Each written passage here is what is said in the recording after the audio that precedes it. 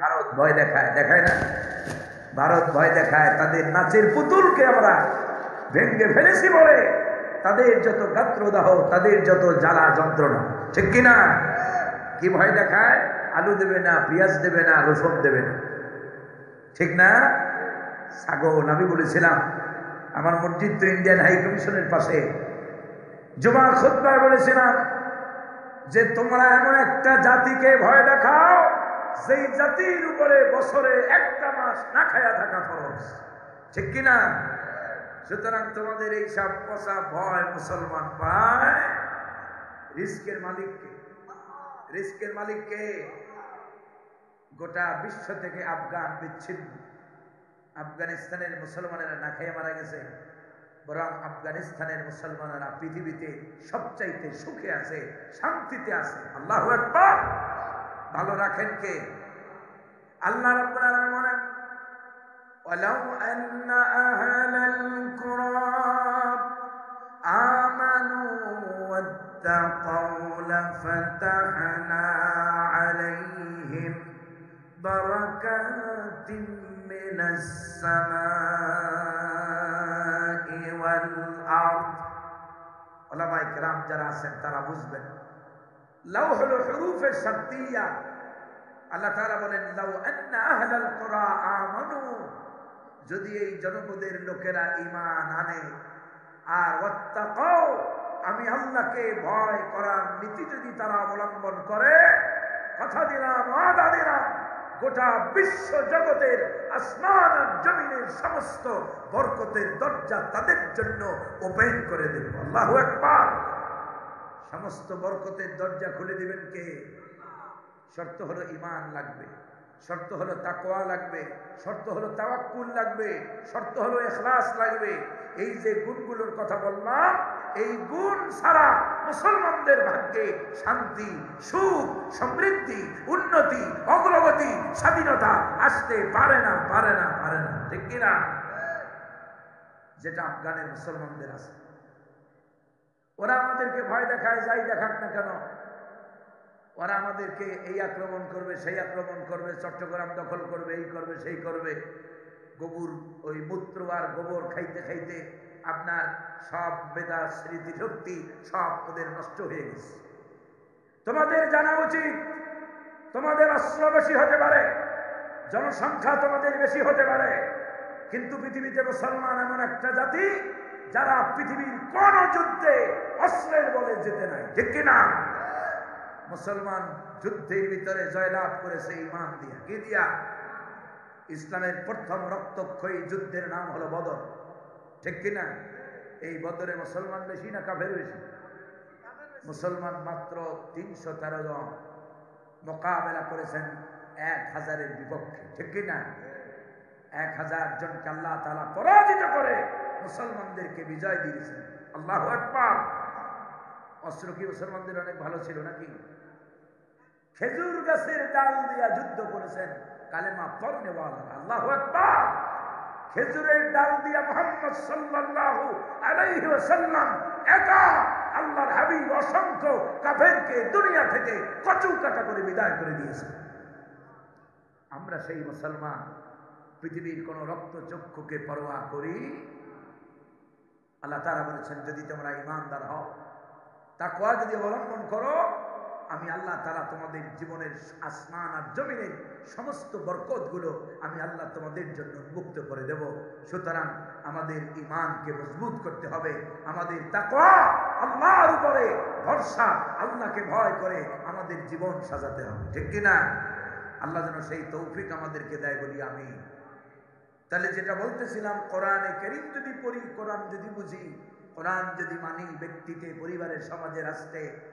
আজকে এক শ্রেণীর তথাকথিত নেতারা বলে, কয় কোরআনের সাথে রাজনীতির কোনো সম্পর্ক, বলে না, বলে না।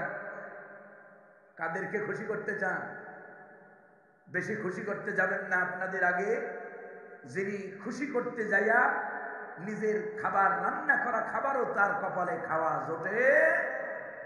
সুতরাং তার থেকে শিক্ষা গ্রহণ করেন, কোরআনের সাথে রাজনীতি নাই, এই কথা যিনি বলেছেন, আল্লাহর কসম তার ঈমান নাই।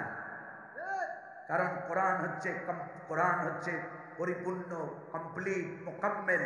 কোরআনের ভিতরে ব্যক্তি, পরিবার, সমাজ, রাষ্ট্র, অর্থনীতি, সমাজনীতি, রাজনীতি, গোটা সকল কিছু যা প্রয়োজন সব দিয়ে কোরআনকে কমপ্লিট করে দিয়েছেন কে? কোরআনের একটা নকতাও কেউ অস্বীকার করার মতো দুঃসাহস এই জমিনে দেখাতে পারবে?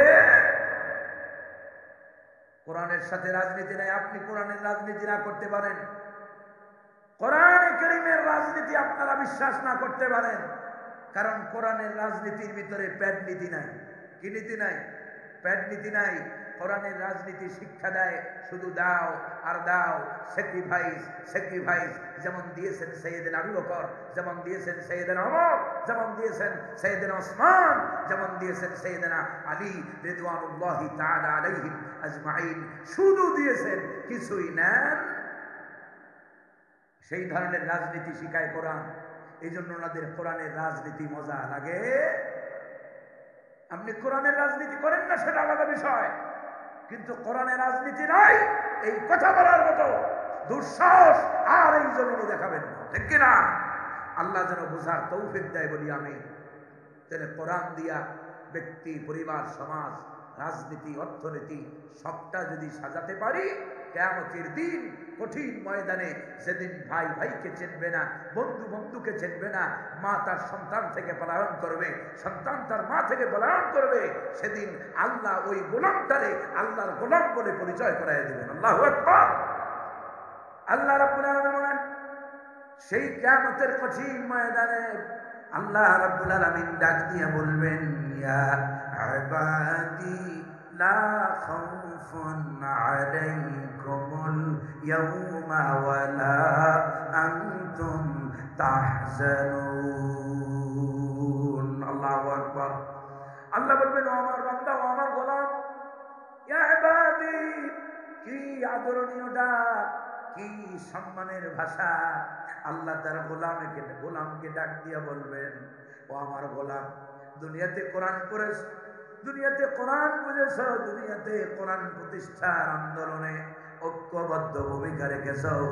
লা খাউফুন আলাইকুমুল ইয়াওমা ওয়ালা আনতুম তাহজানুন। আল্লাহু আকবার। সুতরাং আজকে তোমাদের কোনো ভয় নাই, তোমাদের কোনো দুশ্চিন্তারও কোনো কারণ।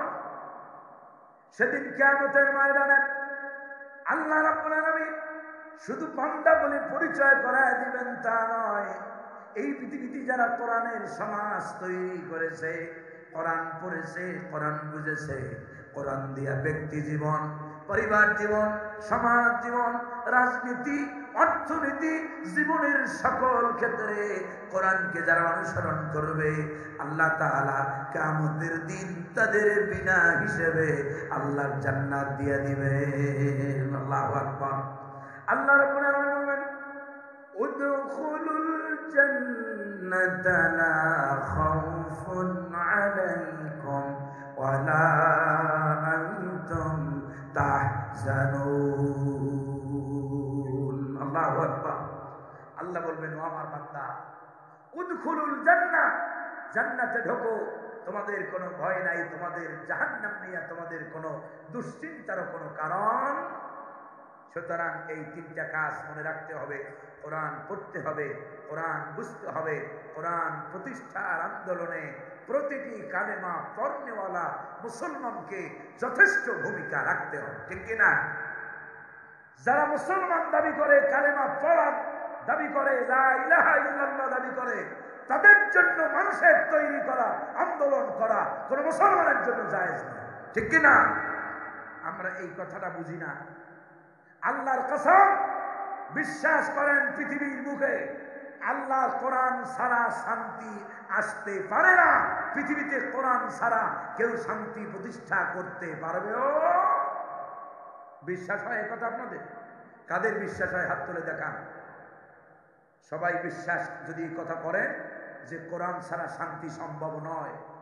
সোশ্যালিজম, কমিউনিজম, সেকুলারিজম, 14-15 বছরের সেকুলারিজমের যন্ত্রণায় জাতি অতিষ্ঠ হয়ে শেষকালে এর ধারকার বাহক করে এ দেশ ছাড়তে বাধ্য করছে, ঠিক কিনা?